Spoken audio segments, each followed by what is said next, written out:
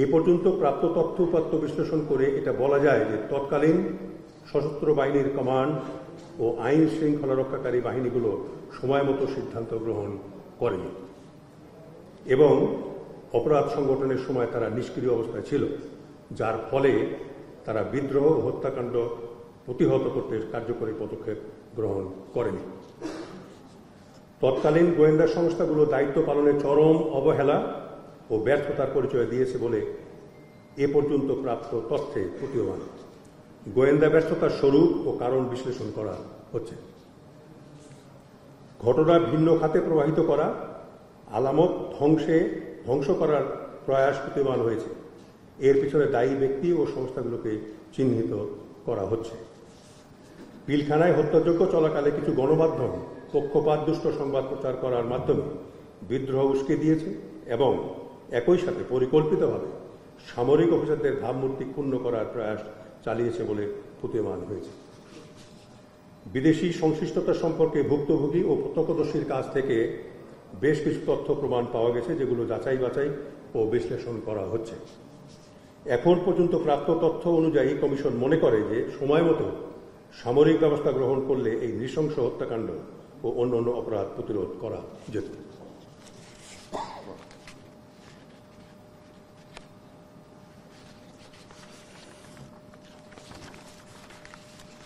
তদন্তের সাথে গৃহীত পদক্ষেপ, দেশ থেকে নিষেধাজ্ঞা, প্রাপ্ত তথ্য বিশ্লেষণ ও তদন্ত কার্যক্রমে অধিকতর সাক্ষ্য গ্রহণের জন্য কমিশন 33 জন ব্যক্তির দেশ ত্যাগের উপর নিষেধাজ্ঞা জারি করেছে।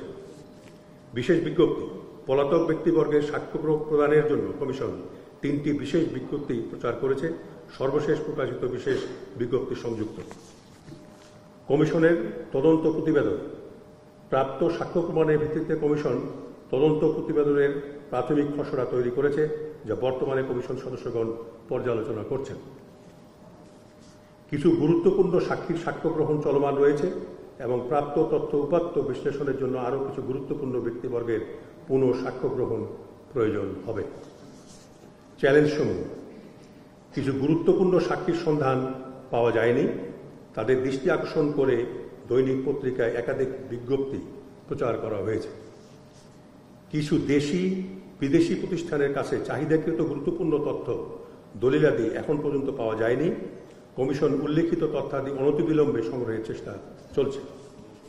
সময় বৃদ্ধি, 50-এর অধিক ব্যক্তির সাক্ষ্য গ্রহণ এখনো বাকি আছে।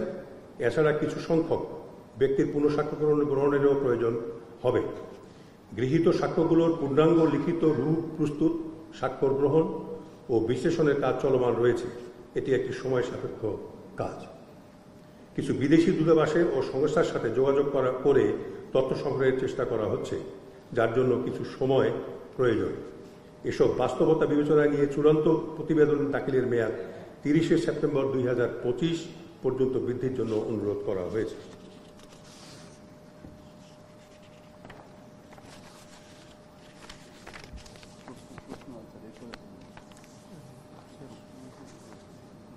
সাংবাদিক ভাই ও বোনদের,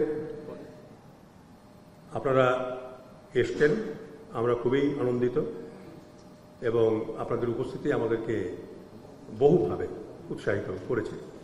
এখন আমরা আপনাদের কাছ থেকে প্রশ্ন আহ্বান করব। যারা প্রশ্ন করতে চান প্রশ্ন করতে পারেন। ধন্যবাদ।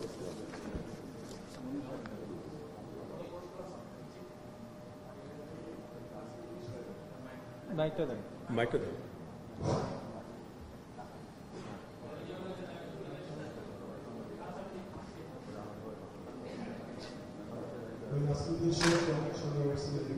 একটু জোরে বলেন।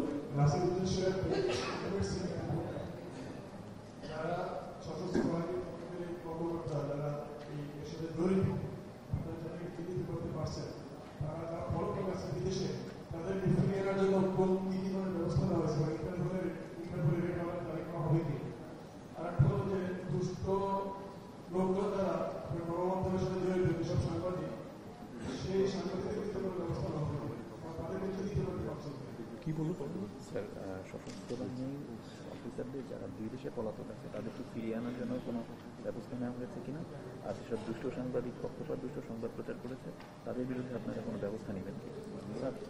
অলরেডি যোগাযোগ করেছে আমাদের সঙ্গে এবং ভবিষ্যতে যদি প্রয়োজন হয় তাহলে আমরা যারা বিদেশে পলাতক সামরিক অফিসাররা আছেন, আমি এটা সুসংবাদ দিতে চাই আপনাদেরকে, তারা সবাই আমাদের সঙ্গে যোগাযোগ করেছে এবং তাদের লিখিত বক্তব্য তারা পাঠিয়ে দিয়েছেন আমাদের কাছে এবং অনেকেরই আমরা জুমের মাধ্যমে অনলাইন তাদের সঙ্গে আমরা কথা বলেছি। আর যেসব সাংবাদিক আপনার ভুল তথ্য প্রচার করে সেই সময় বিদ্রোহকে উস্কে দিয়েছিল, তাদেরও বক্তব্য আমরা গ্রহণ করেছি এবং আমরা সেই বক্তব্যগুলোকে বিশ্লেষণ করে দেখছি। ধন্যবাদ। আমি আমার আব্দুল লতিফ রানা, দৈনিক সকালের সময় আমার প্রশ্নটা হচ্ছে যে ঘটনার 4 দিন আগে 5 দিন আগে বিজেপির মাঠে একটা মহড়া হয়েছিল সাউন্ড গ্রেনেড বিস্ফোরণ। সেটা প্রতিপক্ষ মানে বিরোধীদের দমনের জন্য সাউন্ড গ্রেনেড বিস্ফোরণ মানে ব্যবহার করা একটা প্রশিক্ষণ হচ্ছে। সেখানে কয়েকজন বিদেশি ছিল। এই বিষয়টা কি আপনারা জানেন কিনা বা খোঁজ খবর নেওয়া হচ্ছিল? আর একটা বিষয় ছিল যে এই ঘটনার 1 মাস আগে থেকে বিজেপির 4 হেডকোয়ার্টার চারপাশে বিভিন্ন ওয়ার্ডে বা বিভিন্ন বাসে একটা টিকা মারা হয়েছিল MS-13। এটা নিয়ে খোঁজ নেয়, রিপোর্ট করা হয়। রিপোর্ট করার পর ধানমন্ডি থানা পুলিশ 2 জন ছিলেন গ্রেপ্তার করে পরে দেখা গেল যে MS-13টা হলো যে এমন একটা গুপ্তঘাতক যারা এইটা ক্লিন করে তারা খুন হয়, তাদেরকে তারা ক্লিন করে তারাও খুন হয়। এইভাবে 4 পর্যায়ে 4টা স্টেপ পর্যন্ত তাদের কোনো অস্তিত্ব থাকে না। এই বিষয়টা আপনারা নজরে তথ্য দিচ্ছে যে বিজিবি মাঠে সাউন্ড গ্রেনেড বিস্ফোরণ হয়েছিল এবং কিছু ওয়াল রাইটিং হয়েছিল, যে ওয়াল রাইটিংগুলো একটা গুপ্তঘাতক সংস্থা নাম নির্দেশ করে। আমরা বলে চাচ্ছি আমরা আসলে এই ধরনের তথ্য কিছু পাচ্ছি, তথ্যগুলো আমরা বিশ্লেষণ করে দিচ্ছি। আপনি সম্পূর্ণ জিনিসই জানি, আমাদের দৃষ্টিতে এসছে। আমরা আপনি যে প্রশ্ন করলেন সেটা উত্তরে আমি বলবো যে এই তথ্যগুলো আমাদের কাছে এসছে এবং আমরা এগুলো বিশ্লেষণ করে দেখছি, সিদ্ধান্ত গ্রহণ করবো ইনশাআল্লাহ। আসসালামু আলাইকুম, আমার নাম সবুজ মাহমুদ, আমি জাস্ট মিনিট পাবেন, সময় পাবেন। জি, আমি যে বিষয়টা প্রশ্ন করতে চাই, আমি গত কয়েকদিন ধরে একটা আন্দোলন কভার করছি, সেটা হচ্ছে চাকরিচ্যুত বিডিআর যে সদস্যরা আছে তারা শহীদের অবস্থান করেছে, শাহবাগে ব্লগে করেছে এবং প্রথম প্রতিষ্ঠার যমুনা অভিমুখী তারা পদযাত্রা করতে চেয়েছে। সর্বশেষ গতকালকে তারা স্বরাষ্ট্র মন্ত্রণালয়ের সচিবের সাথে দেখা করে তাদের আন্দোলন তারা সন্তুষ্ট হতে পারেনি, তাদের সাথে যে আলোচনা হয়েছে তারা তাদের আন্দোলন চালিয়ে যাওয়ার কথা বলেছে। বলছে যে তাদের চাকরি ফেরত দিতে হবে এবং বিডিআর যে নাম সেই নামটি পুনরুদ্ধার করতে হবে এবং স্বাধীন কমিশনকে স্বাধীনভাবে কাজ করতে দিতে হবে। তারা এই দাবিতে আন্দোলন করছে। আমার প্রশ্ন হচ্ছে, আপনারা কি স্বাধীনভাবে কাজ করতে পারছেন না? যে তারা যে আন্দোলন করছে বলছে যে স্বাধীনভাবে কাজ করতে দিতে হবে, আপনারা কি স্বাধীনভাবে কাজ করতে পারছেন না? তাদেরকে যে চাকরিচ্যুত যাদেরকে আবার ফেরত আনতে বলছে যে আমাদেরকে চাকরি দিতে হবে, এই বিষয়গুলো আপনারা বিবেচনা করছেন কিনা? জি, আমরা এই কমিশন সাবজুডিস বিষয় যেগুলো সেই বিষয়গুলো আমাদের আওতার বাইরে আছে। আমরা যে বিষয়টা আপনি বললেন এটা আমাদের নজরে এসছে, আমরা জানি, এবং সাবজুডিস বিষয় আমাদের আওতার বাইরে রাখা হয়েছে। যারা অপরাধ করেছেন, পানিশমেন্ট হয়েছে কোর্টের মাধ্যমে, আমরা সেখানে কোনো বক্তব্য আমরা রাখছি না। তবে আমরা জেলখানায় যেসব সৈনিক এখন আছেন শাস্তিপ্রাপ্ত, তাদের কাছ থেকে আমরা তথ্য সংগ্রহের চেষ্টা করেছি এটা এস্টাবলিশ করার জন্য যে এখানে কোনো ষড়যন্ত্র ছিল কি ছিল না। এই বিষয়গুলো নিয়ে আমরা বিচার বিশ্লেষণ করছি। ধন্যবাদ।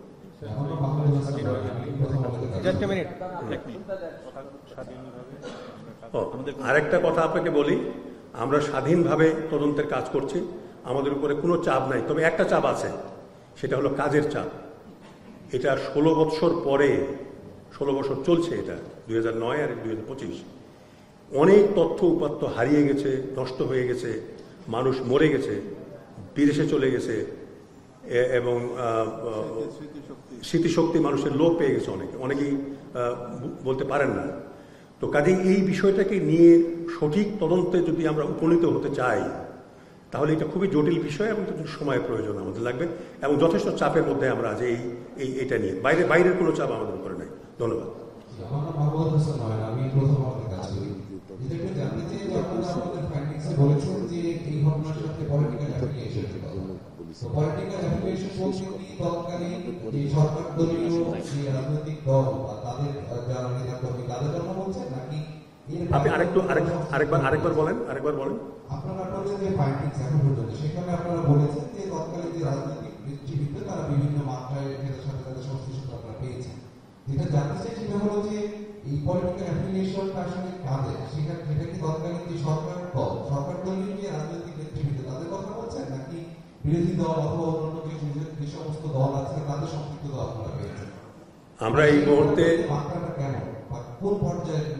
জি, আমরা আপনাদেরকে এই পর্যায়ে রাজনৈতিক নেতৃবৃন্দ জড়িত এইরকম তথ্য আমরা পেয়েছি, এর বাইরে আমরা এই মুহূর্তে বলতে চাচ্ছি না।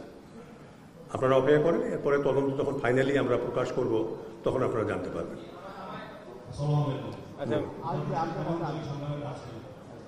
সংবাদপত্র হিসাবে আমাদের জাতীয় স্বাধীন তদন্ত কমিশন একটা ওয়েবসাইট আছে, আমাদের ওই ওয়েবসাইট খুঁজে দেখবো যে কি আছে, আপনাদের একটা নিউজগুলো সেখানে আসবে। আজকে এখানে সংবাদ সম্মেলন দেওয়া হচ্ছে ঠিক, কিন্তু আপনাদের ওয়েবসাইটে এর আগে সংবাদ সম্মেলন ফ্রি নামে একটা প্রেস রিলিজ দেওয়া আছে। এই বিজ্ঞপ্তিকে একটু গুরুত্ব দিয়েছে কতটা সংবাদ সম্মেলন। কথা হচ্ছে যে আপনাদের মেয়াদ বৃদ্ধির কথা বলেছেন সেপ্টেম্বরের মধ্যে, আশা করেন সেপ্টেম্বরের মধ্যে আপনারা আপনাদের মহাদেশ শেষ করতে পারবেন। ওয়েবসাইটে আমাদের একটা প্রেস রিলিজ মনে হয় আগের সংবাদ সম্মেলন 2টা 3 হিসেবে চলে গেছে। বলে দেন স্যার, আমরা এটা অবশ্যই ঠিক করবো। এটা আর হচ্ছে যে সেপ্টেম্বরের মধ্যে আমরা রিপোর্ট জমা দিতে পারবো কিনা এটা জানতে পারছি। আপনি যেটা প্রশ্ন উত্থাপন করেছেন এটা আমরা দেখব, যদি ওইরকম হয়ে থাকে তাহলে এটা কারেক্ট করব, এবং সেপ্টেম্বরের মধ্যে ইনশাল্লাহ আমরা দিতে পারবো। কারণ হলো প্রাথমিকভাবে আমরা খসড়া প্রস্তুত করেছি এবং সেই খসড়া আমরা স্টাডি করছি। এখন এটাকে ফাইন টিউনিং করার জন্য এবং যেসব সাক্ষ্য গ্রহণ করেছি, একটা জিনিস আপনাদেরকে আমি বলি, একজনের সাক্ষ্য প্রায় 3-4 ঘন্টা ধরে আমরা কিন্তু গ্রহণ করেছি। এই জন্য দিনে 2 জনের বেশি আমরা সাক্ষ্য গ্রহণ করতে পারিনি। এইটা যখন ট্রান্সক্রিপশন যখন আমরা করলাম, প্রায় 25, 30, 35 পেজ হয়ে যাচ্ছে, এবং সেগুলোকে 3-4 পেজে নেমে নিয়ে আসা খুবই দুরূহ কাজ। এই কাজগুলো আমরা করছি, এটা হয়ে গেলেই কিন্তু তখন আমরা আমাদের হাতে। আচ্ছা, মাইকটা একটু এদিকে দেন, আপনাদেরকে দেব।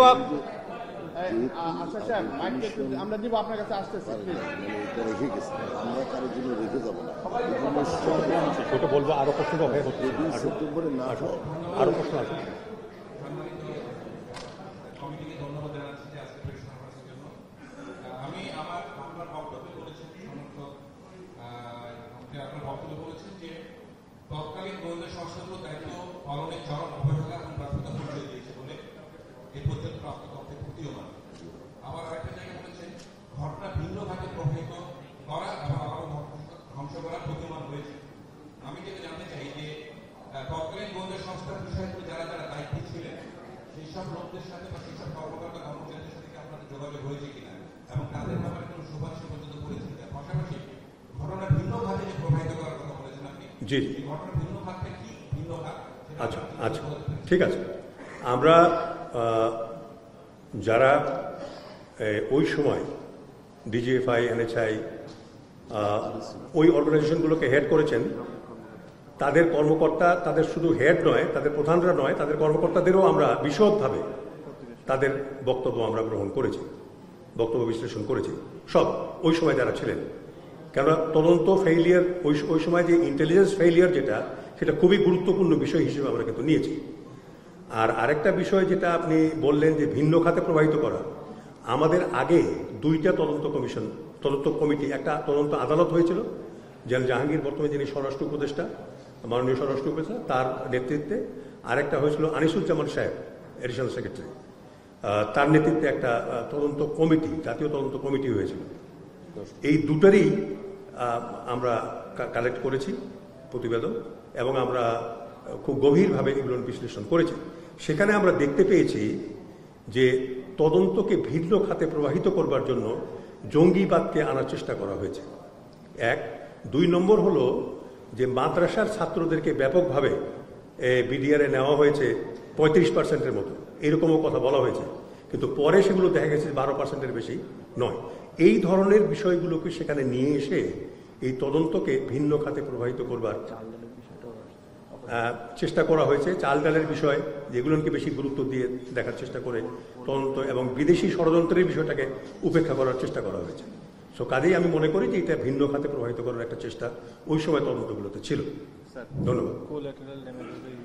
এবং আরেকটা বিষয় হলো যে মিলিটারি অপারেশন এখানে করা হয়নি, এই কথা বলা হয়েছিল ওই সময় যে কোলাটারাল ড্যামেজ বেশি হবে, মানুষ মারা যাবে, বিল্ডিং ধ্বংস হবে, এই হবে, ওই হবে। তো কাজে এইভাবে বলেও কিন্তু এই তদন্তগুলোকে ভিন্ন খাতে প্রভাবিত করার চেষ্টা করা হয়েছে।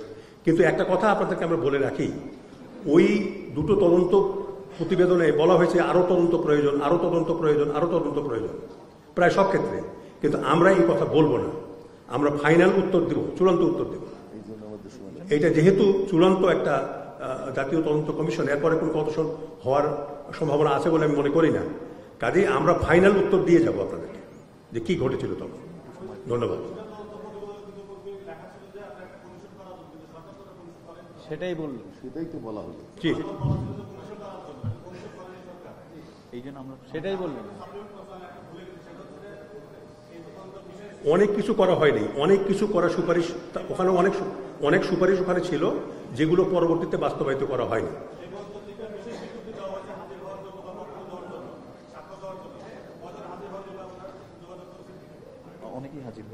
অনেকেই হাজির হয়েছে, যারাকে দেওয়া হয়েছে তাদের অনেকেই হাজির হয়েছে। জি, আমরা 14 জন যারা হাজির হয়নি তাদের জন্য বিজ্ঞপ্তি জারি করেছি, 14 জন। আপনি আমাদের কাছে লিস্ট আছে, আপনারা দিতে পারবো, অসুবিধা নেই। জি, আমার নাম আলমীর, আমি আমার বিষয়ে জি। আমাকে ইতিমধ্যে কয়েকদিন ধরে নানাভাবে যারা বিডিআরের চাকরিচ্যুত যারা ছিলেন তারা আন্দোলন করছে। সেখান থেকে তারা একটি দাবি করেছেন যে মিথ্যা সাক্ষ্যের ভিত্তিতে যাদের সাজা হয়েছে তাদের ব্যাপারে আপনাদের পাশাপাশি এর আগের সংবাদ সম্মেলনে আপনারা বলেছিলেন যে ভারতে পালিয়ে যাওয়া শেখ হাসিনা আপনারা বক্তব্য নেবেন, এটি এবং ভারতীয় দূতাবাসের সঙ্গে যোগাযোগ করে আপনারা কথা বলেছেন, সেই বিষয়টি আপনারা সেটি হচ্ছে যে সময় ওই সময় ভারতীয় কয়েকটি মিডিয়া ব্যাপক প্রোপাগান্ডা চালিয়েছিল, যখন বাংলাদেশের কোনো মিডিয়া বিষয়টি জানি, সেই বিষয়টি আপনারা আপনার প্রথম প্রশ্নের জবাব আমি আচ্ছা পরে একটু পরে ওনারটা শেষ হোক। আপনার প্রশ্নের জবাব, প্রথম উত্তরটা আমি দিয়ে দিয়েছি যে আমাদের পারভিউর বাইরে, সেটা সাবজুডিস বিষয়ে আমরা কোনো মন্তব্য করব না। তবে বাইরে যারা পালিয়ে আছেন, আমরা কয়েকটা দূতাবাসের কর্মকর্তাদের সঙ্গে আলোচনার জন্য পররাষ্ট্র মন্ত্রণালয়কে আমরা পত্র দিয়েছি, বিষয়টা প্রক্রিয়াধীন আছে, ওটা পাওয়ার পরেই আমরা কথা বলব। আমাদের নজরে সবকিছুই আছে, আমরা সবকিছুই দেখছি। তখনকার টেলিভিশনে কি খবর প্রচার হয়েছিল, খবরের কাগজে কি প্রচার হয়েছে, বইয়ে কি লেখা হয়েছে, এগুলো সবকিছুই আমরা পর্যালোচনা করছি।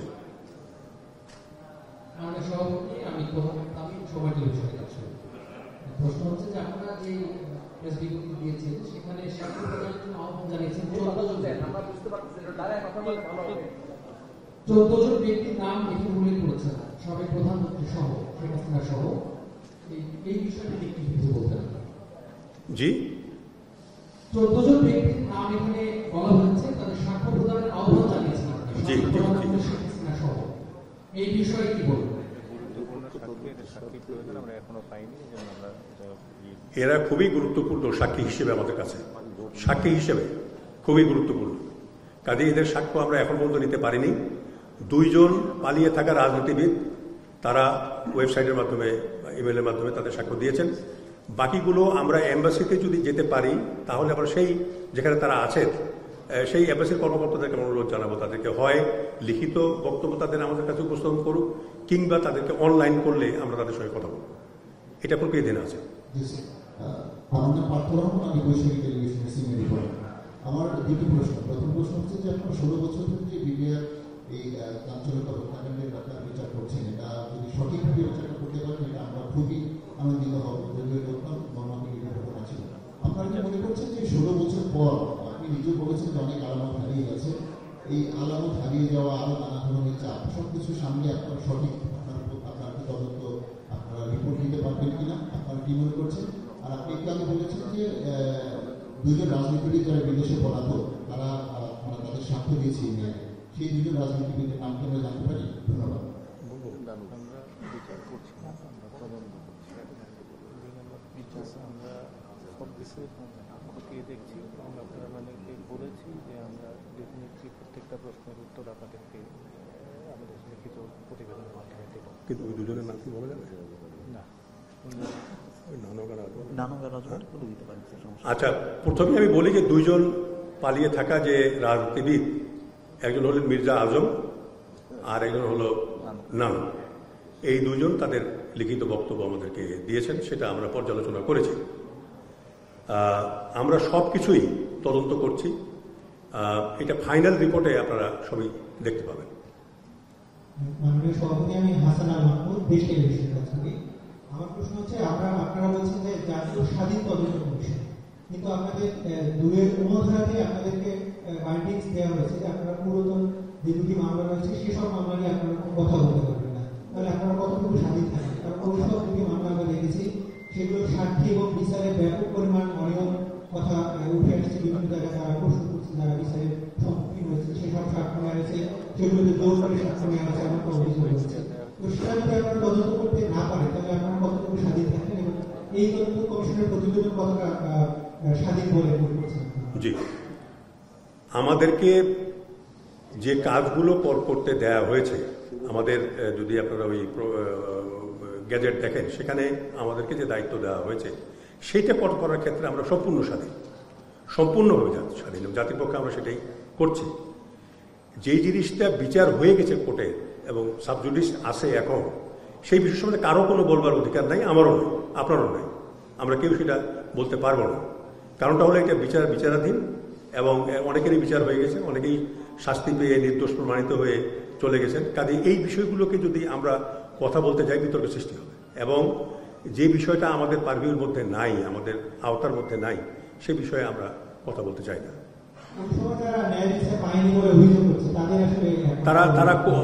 তারা উচ্চ আদালতে আপিল করতে পারে, আদালতে যাবে। এটা আদালতের বিষয়, এটা আমাদের বিষয় না। আমরা বিচার করছি না, আমরা তদন্ত করছি।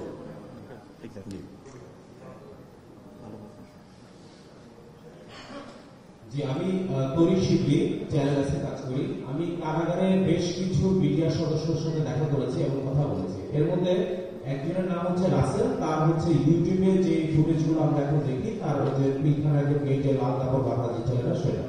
তো এই রাসেলের সাথে যখন আমি কথা বলি, তখন সে আমাকে প্রশ্ন করেছিল যে বাংলাদেশে এই ধরনের ইভেন্টের মধ্যে অস্ত্রের মধ্যে পিল কি থাকে, এবং জিজ্ঞাসা করেছিল আমি সাধারণ সৈনিক, আমার কাছে কেন গুলি থাকবে। এবং আমি যখন বলেছিলাম যে আপনারা তো অস্ত্র দোকানটা থেকে ভিতরে ঢুকেছেন, তখন সে আমাকে প্রশ্ন করেছিল দোকানটা তখনই মানে অস্ত্রাগারটা তখনই ভাঙা হয়েছিল যখন হচ্ছে দীর্ঘ সময় পার হয়ে গেছে এবং সৈনিকরা নিজেরাই জানে না তারা কি করছে। এবং তার ভাষ্যটা হচ্ছে যে সৈনিকরা নিজেরাই বুঝতেছে না তারা কি করতেছে, কেন করতেছে, কিভাবে করতেছে। আপনাদের এই যে কাজটা আপনারা করতেছেন, সেখানে কি এই বিষয়গুলো কি এসেছে না?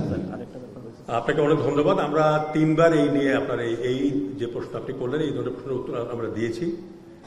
এ বিষয়ে আর ফার্দার কোনো প্রশ্নের উত্তর আমরা দিতে চাচ্ছি না।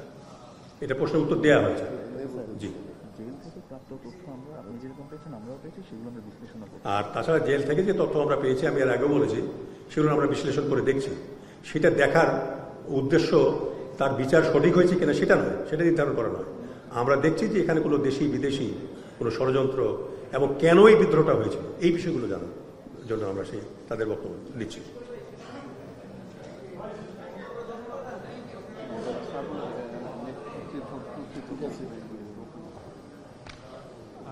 আর কারো কোনো কোশ্চেন আছে? আচ্ছা, জি, অনেক ধন্যবাদ। নেই? ওকে, যদি না থাকে তাহলে একজন ফিমেল হাত না, স্যার, স্যার একজন ফিমেল ও জি জি জি পরে মাইক তো মাইক দেন, মাইকটা পছন্দ মহিলাকে মাইক। সামনে আসে। আসুন না, সামনে আসুন। আছে আছে, ওই যে ভদ্রমহিলা। ওই যে একজন আছে। হ্যাঁ হ্যাঁ, ওনাকে বাইক দেন, বাইক দেন। সামনে চলে আসুন।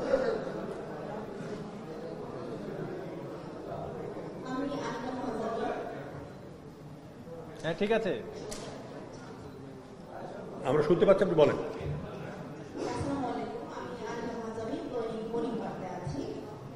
কিছুদিন আগে আমি ব্রিগেডিয়ার হাসান নাসির সাহেবের একটা সাক্ষাৎকার নিয়েছিলাম। তো সেই সাক্ষাৎকারে উনি বলেছিলেন ওই সময় যে 25 তারিখ রাতের বেলা 4টা আনরেজিস্টার্ড অ্যাম্বুলেন্স বিডিআর বিধার সময় ঘটনার সময় রাতের বেলা বেরিয়ে গেছে, এবং তারপর ওই দিন ধারণা করা হয় ওই অ্যাম্বুলেন্সগুলো থেকে যারা ছিলেন ওনারা মূল ডিলার ছিলেন এবং যারা ওই সময় ট্রেনে উড্ডয়নের মাধ্যমে দেশ থেকে করেছিলেন। এবং ওই দিনের আরেকটা ঘটনা ছিল ওনার ভাষ্য মতে যে ওই দিনের প্লেনটা 2 ঘন্টা দেরি করে ছেড়েছিল। উনি নিজেও নিশ্চিত না প্লেনটা কেন দেরি করে ছেড়েছিল বা এর সঙ্গে মূল ক্লিনারদের দেশ থেকে কোনো কিছু জড়িত আছে কিনা। তো এই ধরনের কোনো বিষয়কে আপনারা পেয়েছেন কিনা, যেটা আপনি অলরেডি বলেছেন আপনিও দেশের বাইরে কোনো শক্তি এখানে জড়িত আছে কিনা, সেই বিষয়টি নিয়ে আপনারাও গবেষণা করছেন বা অনুসন্ধান করছেন, সেই বিষয়ে আপনারা কতটুকু পেয়েছেন এখন পর্যন্ত? ধন্যবাদ। আপনাকে অনেক ধন্যবাদ। আমার মনে হয় একমাত্র মহিলা সাংবাদিক আমাদেরকে প্রশ্ন করলেন, আরও আছেন তারা করেননি। যাই হোক, আমি ধন্যবাদ জানাই ওনাকে। আমরা এই ধরনের তথ্য আমাদের কাছে আছে। একটা বিষয় আমি বলতে চাই, একটা ন্যারেটিভ ঘটনা বলা যে আমি শুনেছি এটা হয়েছে, আর তদন্ত করি সেটা সত্য যাচাই বাছাই করা, এটা অন্য জিনিস। তা আমরা সেটাই করছি যে এই তথ্যগুলোকে আমরা যাচাই বাছাই করে আমরা দেখবার চেষ্টা করছি এখানে কতখানি সত্য আছে। ধন্যবাদ আপনাকে। আরো কোনো মহিলা সাংবাদিক কি প্রশ্ন করতে চান?